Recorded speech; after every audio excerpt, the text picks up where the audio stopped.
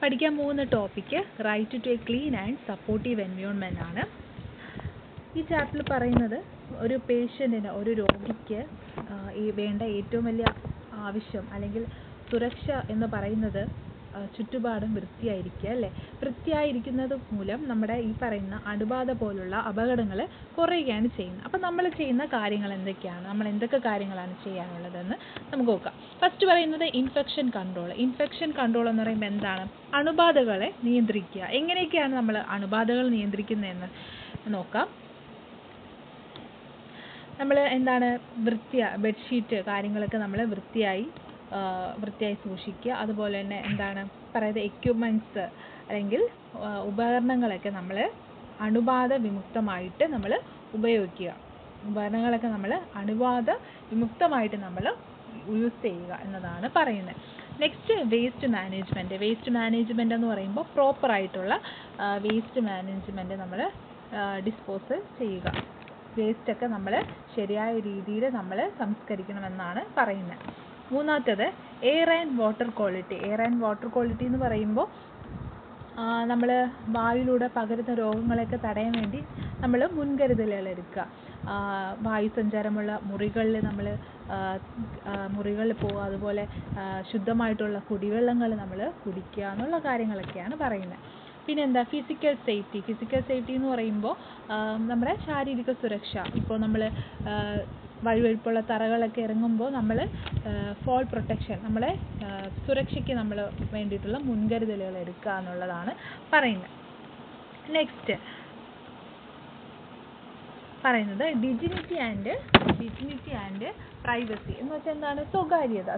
ഇപ്പോൾ നമ്മളിപ്പോൾ ഒരു ഹോസ്പിറ്റലിൽ പോകുമ്പോൾ നമുക്ക് കംഫർട്ട് അല്ല എന്നുണ്ടെങ്കിൽ പോലും നമ്മുടെ സ്വകാര്യത നിലനിർത്താൻ വേണ്ടിയിട്ടുള്ള കാര്യങ്ങൾ നമ്മൾ ചെയ്യുക. എന്താണ്? കർട്ടൻ ഇടുക, ഡോർ ലോക്ക് ചെയ്യുക.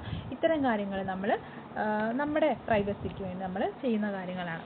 അടുത്ത് പറയുന്നത് സൈക്കോളജിക്കൽ കംഫർട്ട് എന്ന് പറയുമ്പോൾ പുറത്തുള്ള ഒച്ചകൾ, അലാറാമുകൾ അല്ലെങ്കിൽ കടുത്ത ലൈറ്റുകളുടെ കടുത്ത വെളിച്ചം ഇവയൊക്കെ പേഷ്യൻറ്റിൻ്റെ ഉറക്കങ്ങളൊക്കെ തടസ്സപ്പെടുത്താനും കാരണമാകുന്നു. അതുപോലെ തന്നെ ഈ പറയുന്ന ഡെലീരിയം എന്നൊരു അവസ്ഥ ഉണ്ടാവുകയും ചെയ്യുന്നു. അതാണ് സൈക്കോളജിക്കൽ കംഫർട്ടിൽ പറയുന്നത്.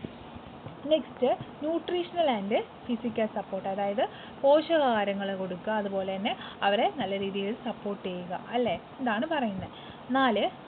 റെസ്പെക്റ്റ്ഫുൾ കമ്മ്യൂണിക്കേഷൻ എന്ന് പറയുമ്പോൾ എന്തായിരിക്കും?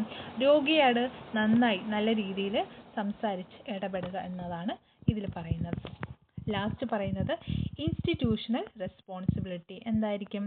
ഇൻസ്റ്റിറ്റ്യൂഷൻ റെസ്പോൺസിബിലിറ്റിയിൽ വരുന്നത് പരിസര ശുചീകരണം അല്ലെങ്കിൽ റൂട്ടീൻ ഓഡിറ്റ്, അതുപോലെ സ്റ്റാഫ് ട്രെയിനിങ്, പിന്നെന്താണ് ഇങ്ങനെയുള്ള കാര്യങ്ങൾ നമ്മൾ ഇൻസ്റ്റിറ്റ്യൂഷൻ റെസ്പോൺസിബിലിറ്റിയിലാണ് വരുന്നത്. പരിസര ശുചീകരണം, പരിശോധനകൾ, പിന്നെന്താ ഹൈജീന് എന്നിവയൊക്കെ നമ്മൾ ഈ പറയുന്ന ഇൻസ്റ്റിറ്റ്യൂഷൻ റെസ്പോൺസിബിലിറ്റി വരുന്ന ഭാഗമാണ്. ഓക്കെ, അടുത്ത ടോപ്പിക് എന്ന് പറയുന്നത് importance of cleanness in the health care work place. എന്താണ്? നമ്മുടെ വർക്ക് ചെയ്യുന്ന സ്ഥലത്തെ ശുചിത്വത്തിൻ്റെ പ്രാധാന്യത്തെ പറ്റിയാണ് പറയുന്നത്.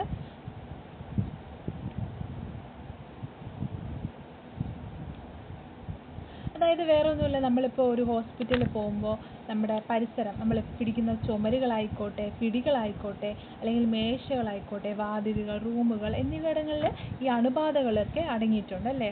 അത് പതിവായി വൃത്തിയാക്കി കഴിഞ്ഞാൽ എന്തായിരിക്കും? ഈ പറയുന്ന പനികളിൽ നിന്നോ ഉണ്ടാകുന്ന അസുഖങ്ങളിൽ നിന്ന് നമുക്ക് മുക്തമാകാം അല്ലെങ്കിൽ മോചിതം കിട്ടും എന്നതാണ് പറയുന്നത്. ഓക്കെ, പിന്നെ അപകടങ്ങൾ കുറയുന്നു.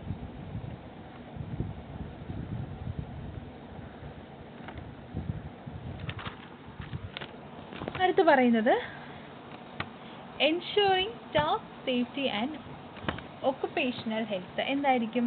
അവിടെ വർക്ക് ചെയ്യുന്ന ജീവനക്കാരുടെ സംരക്ഷണത്തെ പറ്റിയാണ് പറയുന്നത്. അതായത് മെഡിക്കൽ മേഖലയിൽ വർക്ക് ചെയ്യുന്ന ഇപ്പോൾ സ്റ്റാഫ് ആയിക്കോട്ടെ, നഴ്സിംഗ് സ്റ്റാഫ് ആയിക്കോട്ടെ, അല്ലാത്തവരായിക്കോട്ടെ, നമ്മൾ ബ്ലഡ് പോലുള്ള അല്ലെങ്കിൽ ഫ്ലൂയിഡ്സൊക്കെ നമ്മൾ ഹാൻഡിൽ ചെയ്യുമ്പോൾ അത്രയും കെയർ ചെയ്ത് വേണം നമ്മൾ ഹാൻഡിൽ ചെയ്യാനത്. ഹെപ്പറ്റൈറ്റിസ് അല്ലെങ്കിൽ HIV ആയിട്ടുള്ള രോഗങ്ങൾ തടയാൻ വേണ്ടിയിട്ടാണ് നമ്മൾ മുൻകരുതലുകൾ എടുക്കുക എന്നതാണ് പറയുന്നത്.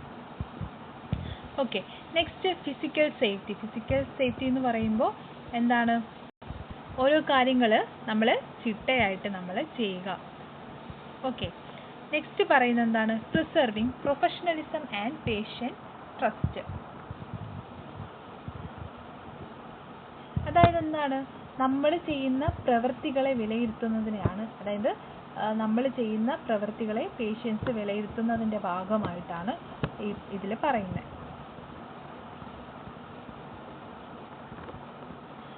അടുത്ത topic operational efficiency and asset protection. എന്താണ് നോക്കാം. അതായത് അടിയന്തര ഘട്ടങ്ങൾ അല്ലെങ്കിൽ എമർജൻസി സിറ്റുവേഷൻസിൽ ഓരോ ജീവൻ എന്ന് പറയുന്നത് വിലപ്പെട്ടതാണ്. അപ്പോൾ നമ്മൾ എന്ത് ചെയ്യണം?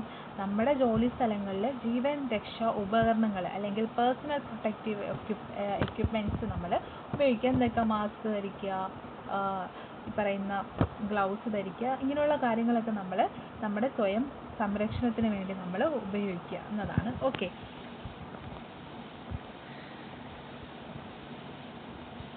ഈ ചാപ്റ്ററിൽ ഇതാണ് പറയുന്നത്. വർക്ക് പ്ലേസിൽ നമ്മൾ എങ്ങനെയൊക്കെയാണ് നമ്മുടെ സംരക്ഷണം, വ്യക്തികളുടെ സംരക്ഷണം നമ്മൾ അല്ലെങ്കിൽ ശുചിത്വം നമ്മൾ എങ്ങനെയാണ് പാലിക്കുക എന്നുള്ള കാര്യങ്ങളാണ് ഈ ചാപ്റ്ററിൽ പഠിക്കുന്നത്.